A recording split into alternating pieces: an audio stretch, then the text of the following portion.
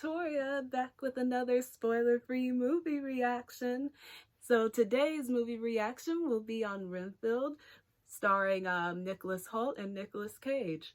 Interesting duo, by the way. So now with this one, I was actually very excited to see this movie when I first saw the trailer drop.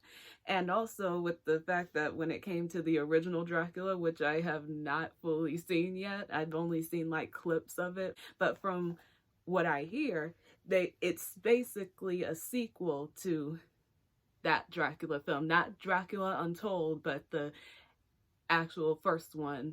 So that I found very intriguing, so I wanted to go see it. And on top of that, with Nicholas Hoult playing Renfield, and also Nicolas Cage, it's always for me interesting to see Nicolas Cage in a film. I was really wanting to see like what they were planning to make out of this. So let me first start off by saying I always am interested in a good vampire film, because when it comes down to it, I'm not saying that I am judgy when it comes to those films. I pretty much watch all different kinds, whether it be Twilight, or whether it be Priest, or whether it be any form of vampire films.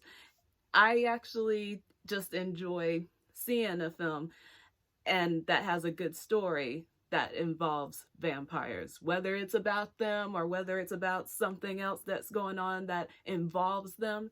I usually like watching. So with this film, on the other hand, it is basically centering around Renfield, who is the servant or familiar to Count Dracula, who is the almighty powerful Dracula, the vampire prince or vampire king or whatever anybody calls him. And so, but the thing that I found very enjoyable about this film was the exploration of the relationship between Dracula and Renfield, or more so Renfield and Dracula, and how it has a effect on Renfield. And also on top of that, with it being in modern day, it's pretty much brought to a magnifying view of how this relationship is. And when I say that this movie explores the relationship between Renfield and Dracula, let's just say that it doesn't just explore it with them, it also explores it in other different characters in the film. But if I have to be specific, like what kind of relationships are being explored, let's say like toxic relationships, codependency type of relationships. It explores the realm of that, and also how it has an effect on people that wish to get out of those relationships that are basically doing them no good. So with this film, I thought it was an interesting way of going about it. First off, let me say that Nicholas Hoult as Renfield, I really did enjoy him, and I've seen him in other films. You may have seen him in other films like The Menu or Warm Bodies, and surprisingly to me, I found out that he did the voice of Fiverr from Netflix's Watership Down series, so that was very interesting to me. And he just has a very interesting way of conveying what he is going through, what he's dealing with, and what his relationship with his master is like, with Count Dracula is like. And it almost, in a way, he somewhat can compare it down to just like in different forms, whether it just be like if you're an employee working for a boss, or if you are a child taking care of a parent of some sort. And also the fact that when it comes down to it, he finds out that he isn't alone. Now let's talk about the stylization in the film. It had this old feel to it, like maybe around 70s kind of films from back then. And it sort of keeps that style within the film in a way, just in ways that you probably don't notice, but it still is letting you know that, yeah, this is not your typical 21st century world kind of deal. Yes, we're in the 21st century, but the point is that this is still the world of Dracula, monsters among humans kind of film. And so that still stays in place with this film.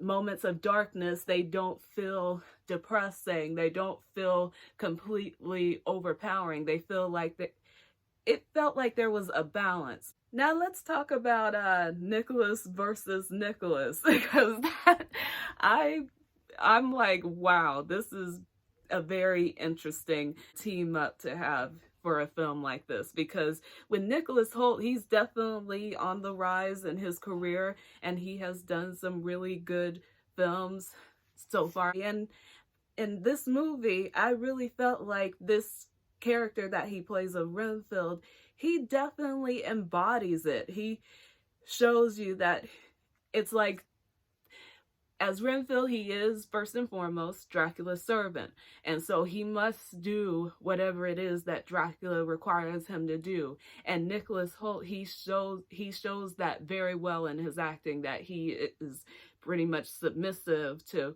whatever his master orders him to do. And with Nicolas Cage, on the other hand, being the biggest boss as I have seen, because to be honest, I've seen him be just as good as a boss in other films, whether that be like and don't get me wrong, because some people really did not like this movie, but in The Wicker Man, I thought he really played up that boss factor, that I don't have to do what you tell me to do. You're gonna either do what I tell you to do, or you're gonna see what happens next kind of vibe.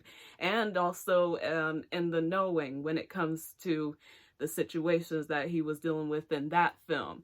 But in this, he acted pretty much like as if he was like Renfield's, not really a friend to Renfield, but more so like an abusive father, or either between an abusive father and a abusive boss.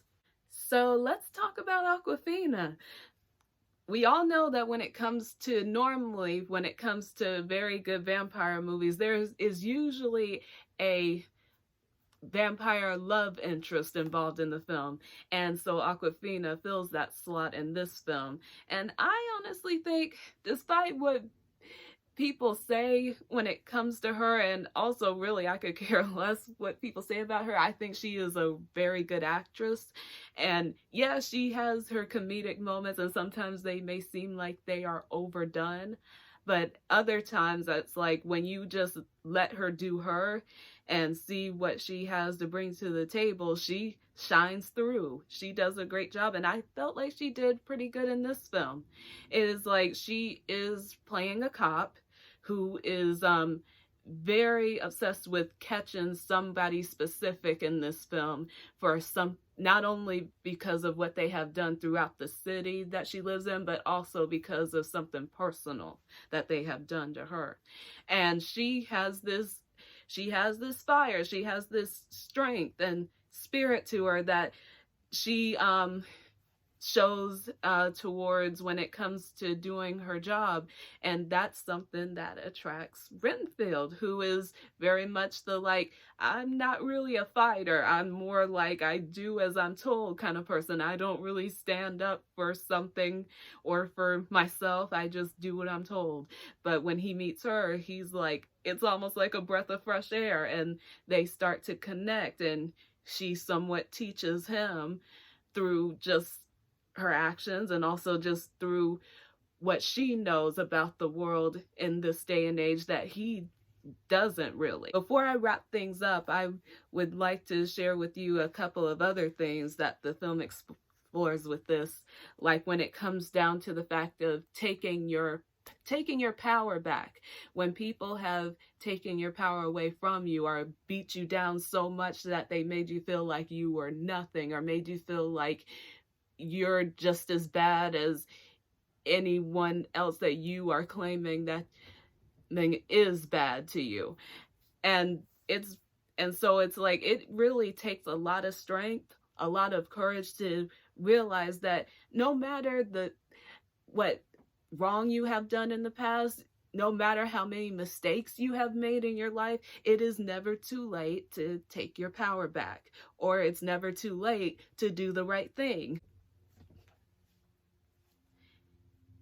It also explores this, well, somewhat briefly. It doesn't really go all into it whatsoever, but it explores the consequences of what can happen when you are trying to get out of a toxic relationship or a codependent relationship or just a bad relationship. That it doesn't just end when you decide, okay, I'm cutting this off, I'm shutting it down right now, and that's the end of it. No, it that is rarely how those kinds of relationships end. There's always a kind of like after point once you decide to end a relationship. Sometimes the consequences are not so bad, and then other times the consequences can be very steep, that because you've been involved in it for so long that there are some things in it that you can't just easily walk away from. So on a scale of 1 to 10,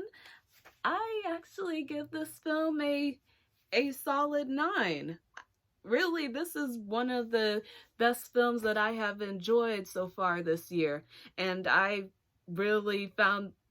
thought the comedy was good.